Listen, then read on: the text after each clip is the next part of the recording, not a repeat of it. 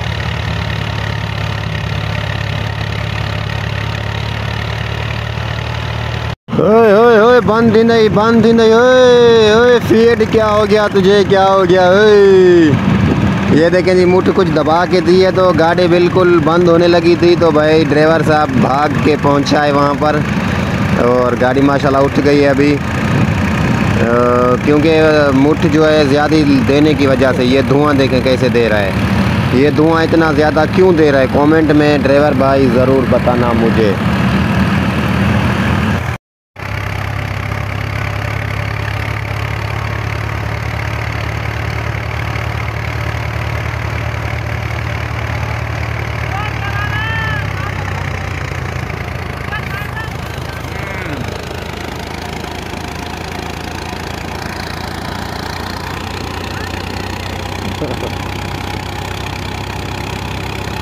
दब